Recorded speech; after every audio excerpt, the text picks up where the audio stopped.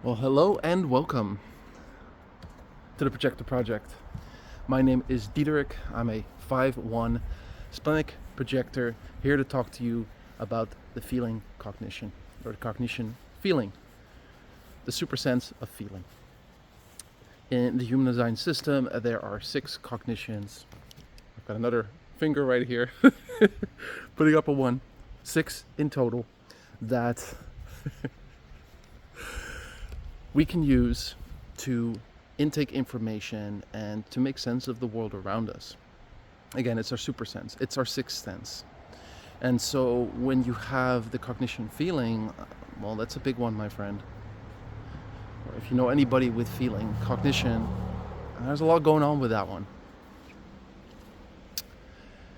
And what I'll do in this video is I'll share from research the characteristics of the feeling cognition and weave in my own experience to give it a practical application on what that's like in the day-to-day. And I look forward to you all sharing your experience of the feeling cognition, or maybe having a friend or a child or a parent or even a colleague or whoever you have in your life that has the feeling cognition, to see what it is that you notice in them, so we can all empower each other and support each other and share this knowledge, this wisdom, so we can all thrive. Okay? So let's jump in. So one of the things they say with the feeling cognition is that you are able to feel in your body, in your system, the subtle energy or vibration of people and places. And that this is the guide that tells you which people and which places aren't correct for you. So it's very important to follow these subtle cues. So that's number one as a feeling cognition. Now, I can tell you that this has definitely been my lived experience. Especially recently, I found this, but I even want to go back to something that I realized and that I used to share with people. I was so sensitive to the emotions of others that I could feel in my body, that I wanted to make sure that other people felt good in their body, because then I could feel good in my body, because I sensed how they were feeling in their body. Now that, my friends, feeds directly into people pleasing, because it means that at times I wasn't doing what was right for me, I was doing what's right for another, so that at least I could feel good. But when you portray yourself, that never feels good, and that's not aligned, at least from a human design system standpoint. So that's the first one. So that kind of like came full circle. I've been experimenting with the human design system for 7.5 years now. I'm professionally educated in the career and business application of human design through the BG5 Business Institute for over 3 years. I've worked with over 100 clients. I've worked with people one-on-one. I've worked with partners. I'm working with small groups as well now, and working on rounding up that. And so this is a huge one, guys, because especially in the past year. Now, I spent 6.5 years in a relationship that I left a year ago. We consciously decoupled. It's just one of those things that had a natural expiration date that probably may have been way overextended for both of us. And one of the things I realized is just how numb I had become, because probably I had this feeling that this wasn't right for me for a long time, and there being a mutual feeling on that too from the other side. Now, since I left, I've noticed just how much, first of all, I had been crying. The first couple months, I just found myself crying on a daily basis, just like letting go of tears, and I didn't know whose tears they were. Sometimes they were mine, and sometimes it was just like, I could feel like it was doing something in my system. It wasn't just crying to cry. There was something. That was when I was alone. I would also cry with other people, and I'm just like, what is going on? Like, what is this? Why am I doing this? Now, these are people that I felt close to, my tribe, my fractal. Being a 4426, that's a tribal energy. That's all about supporting each other and being supported and wanting your people to thrive. And so, that's my motivation. I just want people to thrive, right? But I felt like I would just just keep feeling it here, especially like just wanting to cry. And I'm like, what is this? And I started realizing there were a couple of times when I realized like, I don't think these are mine. And I remember one time I was with a friend of mine, and we were in a car, and he was dropping me off at the airport, and he started crying. And he told me he hadn't cried in 30 years. And I remember him talking about his past, and I could feel the tears welling up, and I was crying. And I look over to him, he's crying, like big tears. And from that point on, as I was working with clients one-on-one, I could feel it in them as well. I could feel this, like, up here is usually when tears need to come through. I even had one last week, and I was just like, we were saying hello and all of this. She's like, I'm so excited to have this session with you, Dee. And she was just kind of talking, and I'm like, as she was talking, I'm like, oh, I feel an emotion welling up. And she, and like 3 seconds later, she goes, Dee, I'm feeling really emotional right now. I've got some things going on, and I'm just really happy to be here. And so it just like picking that up. So usually sadness I feel here in my body, in my heart. Anger will be more down here in the stomach. So yeah, it's a really interesting cognition. One of the things that's come up as well is this idea that, at least from the human design standpoint, we are in our own aura when we are online, right? If you're talking to someone on Zoom, you're both in your own aura. And I thought that was not a revelation, but from a human design standpoint, that's really important to know. Now, I know from a more metaphysical standpoint, we're all, space and time doesn't exist. It's all one, right? Now, that being said, mechanically, aurically, you need to be in someone else's aura to be able to feel them, okay? I say that with a little asterisk, okay? Because I know there's people that do work, energy healers, that can feel people from a distance, so I get that. I had an instructor, a human design instructor, who I really admire. She also has feeling cognition, and I was watching one of her videos, and she shared, well, I have feeling cognition, she shared, and she says, because I have been in this person's aura before, afterwards, if I'm ever on Zoom or on Skype or through a phone call, I can still feel her aura because I have feeling cognition. I thought that was interesting. I can recall one example specifically with a friend of mine that I have met personally, and we were talking on Zoom, and I got the same thing, and I even told her, like, hey, I'm feeling some sadness. Like, she wasn't saying anything or like even showing a lot of it, but I was surprised to feel it, so I shared it, like, hey, I'm just feeling some sadness coming up, and I knew it wasn't mine. And I asked her, and she started crying. And it actually makes me think about probably the first time it really dawned on me. This is like 7 years ago.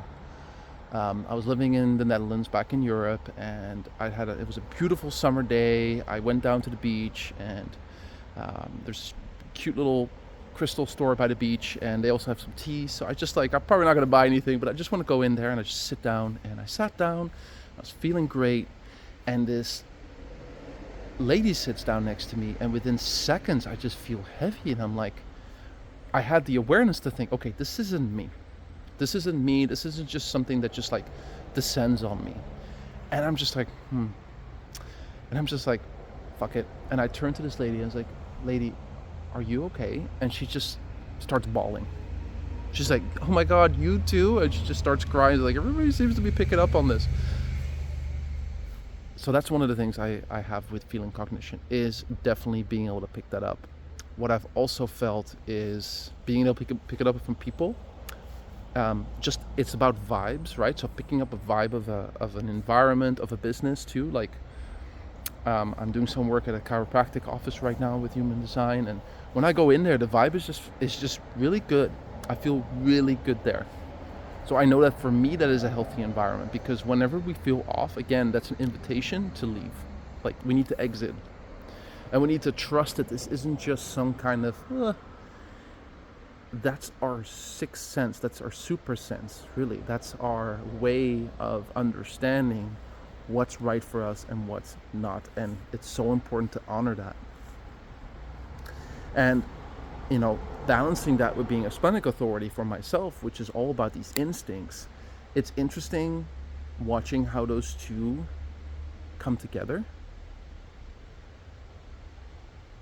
So yeah, I'm there's always multiple nuances of the design that we need to put together for this to make sense, or to use this in a way that is in alignment if we're going to be experimenting fully surrendering into our design. Environment is an important too. I'm caves. I know that for myself. Whenever I am not in control of who can come into my environment, that definitely throws me off. It just gives me a feeling of unease. Like I can't sleep. Like I used to, when I wasn't sleeping in my own bed and still sleeping in a bed with my partner, and she would go out and I just decided to stay home, and I knew she'd be coming home at some point. I just wouldn't sleep until she came home. I just couldn't sleep because I knew the door would open at some point and someone would come in. She would come in, right?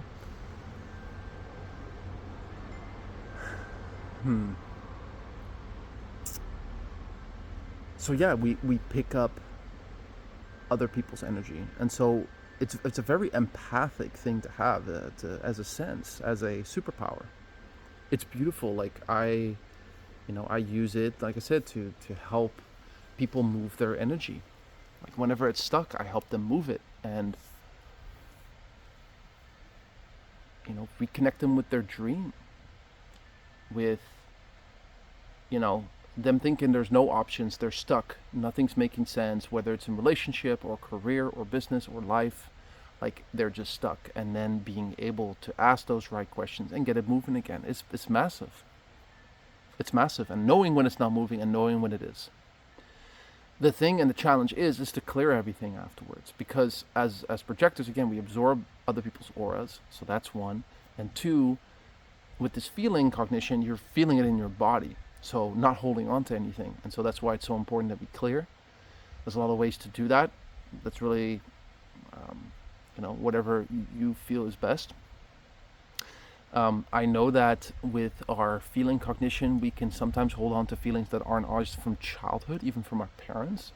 I find that fascia work is really important with that, or really helpful with that. So doing fascia maneuvers is to basically, the fascia is where the emotion gets stuck in the body, if there is anything stuck in the body. And depending on where it gets stuck, it will tell you why it's stuck there. It usually comes with a story too. And fascia work and maneuvers and stretches can help you move out that energy. Now with feeling cognition, you can be really good at moving the energy anyway, just knowing that it's not yours. And like the example I mentioned at the beach, right, where I'm feeling great and all of a sudden I feel down on what the heck is this? Being able to use that. Now that's me being a splenic authority. I amplify other people's emotions, but for the most part my emotions would be pretty neutral, right? And there are other nuances in design that can affect all this. But that being said, fascia maneuvers are great. I love this Instagram and YouTube channel, Human Garage. I don't know if you guys are familiar with them. They're called Human Garage, like a car, Human Garage. The name is always interesting to me, but they're really, really good. And they have this 15-minute reset that you can do that really just like brings me back to myself. Because that's what I've noticed, like how much I haven't been in my own body, because I'm around people all the time, or because I've just not been doing these clearings properly. So for me, it's dancing, it's moving. Like one of the things I'll do is, they say that energy is intelligent, and so you just need to let it move and it comes out of you. And one of the ways I can do that is by I'll just tap into my body and fall into my body, and I'll just let it move the way that it wants to move. And it usually wants to stretch for me, and it wants to flow, just let it move, right? So that's one of the ways that you can do it. It can be taking a shower, getting into water, being with crystals, cord cutting, grounding. I mean, that's why I'm walking, barefoot. So yeah, there's a lot that can be done. Another thing with feeling cognition, and let me just check how far we are with the recording. Okay, wonderful. Another thing is electromagnetics. Now, that's one that's been huge for me because I've noticed how sensitive I've been to electromagnetics in the past. I would say really always, but in the last 4 years or so, it's been very, very noticeable. I can't wear phones in my pocket. I can't carry them in my pocket, not really. Can't have laptops on my lap. Being close to like bright lights as well is just like a lot. Now, I am indirect light as my um, diet, right? But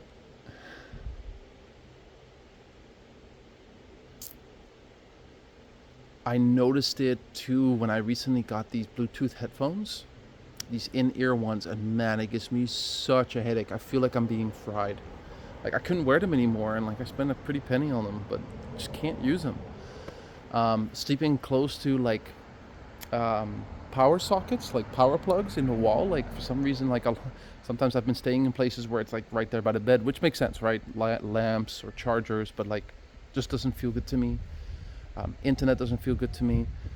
Funny enough, there are some gondolas that go up this mountain, and I walked up to one. We walked up to one, and they had like this generator there that was just like still humming energy. It wasn't working, it was just humming, and we were sitting in these gondola chairs, and I'm like after like 10 minutes, I'm like, I need to go. Like it's just too much.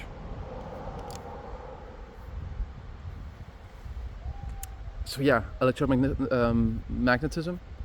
The Schumann resonance is a big one. For those that you're not familiar with it, the Schumann resonance is the electromagnetic resonance of the planet as a whole. And that can be affected by, among other things, solar flares.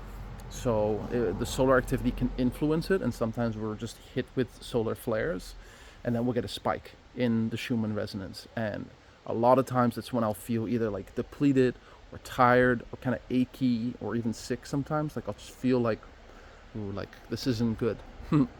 And it's been a little erratic this past year or so. So even longer. So if you have this as your cognition, check that out and see what's going on and see if that correlates with you, or share.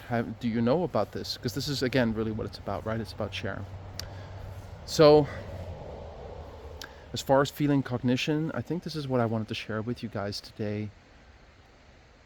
Again, it's a beautiful, beautiful thing to have. It just requires some proper maintenance, cleaning, energetic cleaning, honoring ourselves and our own space. Being in nature is a big one, just to cleanse everything. Spending time away from computers and phones. I also notice when I have my phone in my hand too long, if I'm watching something, it just like kind of gets all like weird and electrified on me, and it can stay like that for like an hour. It's not just like numb, it's just like off. So that's another thing, for me at least. And yeah, I think that's it, guys. Well, thank you for watching this video.